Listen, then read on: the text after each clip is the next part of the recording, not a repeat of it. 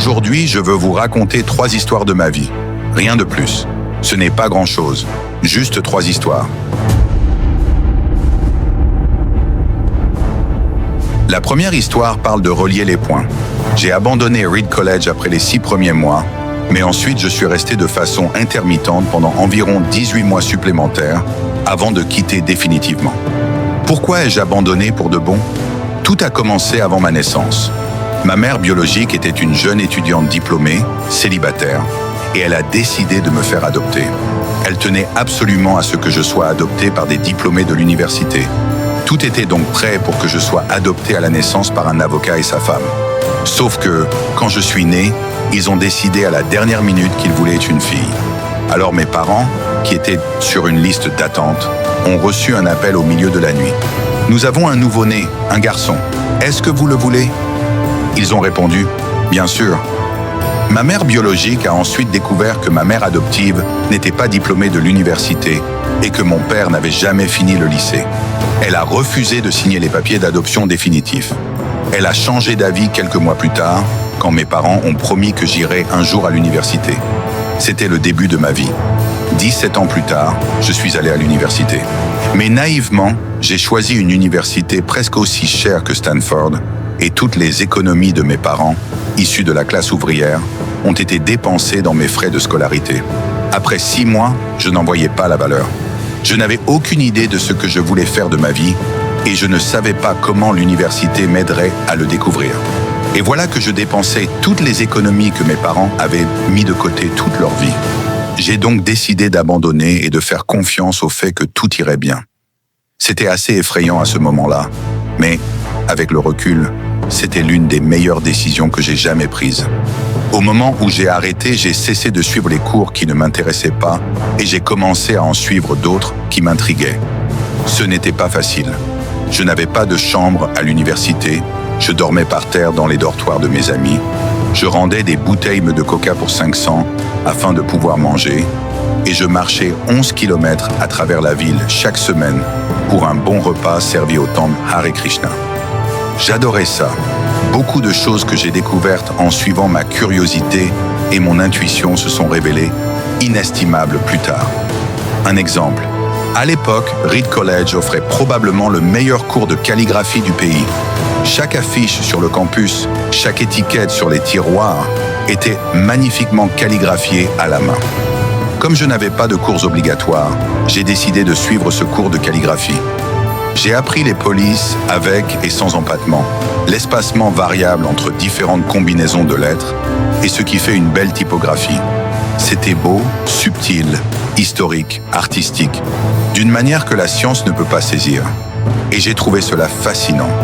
Rien de tout cela n'avait la moindre application pratique dans ma vie, jusqu'à 10 ans plus tard, quand nous avons conçu le premier Macintosh. Tout est revenu. C'était le premier ordinateur avec de belles polices de caractère.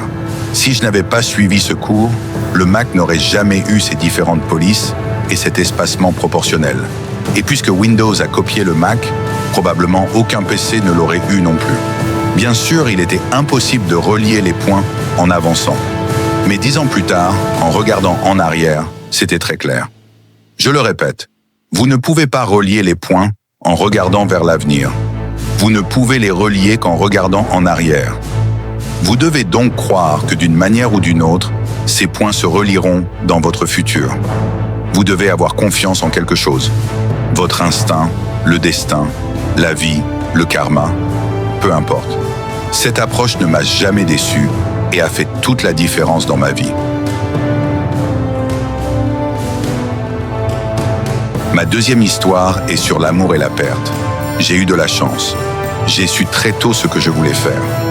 Woz et moi avons fondé Apple dans le garage de mes parents quand j'avais 20 ans. Nous avons travaillé dur et en 10 ans, Apple est passé de nous deux dans un garage à une entreprise de 2 milliards de dollars avec plus de 4000 employés. 1 an avant mes 30 ans, nous avons lancé notre meilleure création, le Macintosh. Et puis, j'ai été viré. Comment peut-on se faire virer de sa propre entreprise? Au fur et à mesure qu'Apple grandissait, nous avons recruté quelqu'un que je pensais très talentueux pour diriger la société avec moi. Pendant 1 an, tout s'est bien passé. Mais ensuite, nos visions du futur ont divergé. La confrontation est arrivée et le conseil d'administration l'a soutenu. À 30 ans, j'étais dehors, publiquement. Ce qui avait été le centre de toute ma vie adulte avait disparu. C'était dévastateur. Je ne savais pas quoi faire pendant des mois. J'avais l'impression d'avoir échoué, d'avoir trahi la génération précédente d'entrepreneurs. J'ai rencontré David Packard et Bob Noyce pour m'excuser d'avoir tout gâché. C'était un échec public. Et j'ai même pensé quitter la Silicon Valley. Mais petit à petit, j'ai compris quelque chose. J'aimais toujours ce que je faisais. Ce qui était arrivé chez Apple n'avait rien changé à cela. J'avais été rejeté, mais j'étais toujours amoureux. Alors j'ai décidé de recommencer.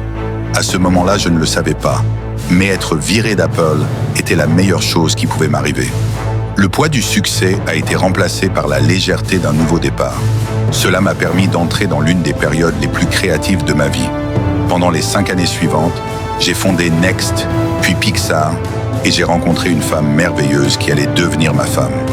Pixar a créé le premier film d'animation entièrement par ordinateur, Toy Story, et est devenu le studio d'animation le plus prospère du monde. Dans un retournement incroyable, Apple a racheté Next et je suis revenu chez Apple. La technologie que nous avions développée chez Nexty est au cœur du renouveau d'Apple. Et Lorraine et moi avons construit une famille magnifique. Je suis sûr que rien de tout cela ne serait arrivé si je n'avais pas été viré. C'était une pilule très amère à avaler, mais le patient en avait besoin. Parfois, la vie vous frappe à la tête avec une brique. Ne perdez pas la foi. Je suis convaincu que ce qui m'a fait continuer, c'est que j'aimais ce que je faisais. Vous devez trouver ce que vous aimez. Et c'est vrai aussi bien pour le travail que pour l'amour. Votre travail va remplir une grande partie de votre vie et la seule façon d'être pleinement satisfait, c'est de faire du bon travail. Et la seule façon de faire du bon travail, c'est d'aimer ce que vous faites. Si vous ne l'avez pas encore trouvé, continuez à chercher. Ne vous arrêtez pas. Et pour ce qui est du cœur, vous saurez quand vous l'aurez trouvé. Comme dans toute relation importante, cela s'améliore avec les années. Alors continuez à chercher jusqu'à ce que vous trouviez. Ne vous arrêtez pas. Ma troisième histoire est sur la mort. Quand j'avais 17 ans, j'ai lu une citation qui disait « Si tu vis chaque jour comme si c'était le dernier, un jour tu auras raison ». Cela m'a marqué.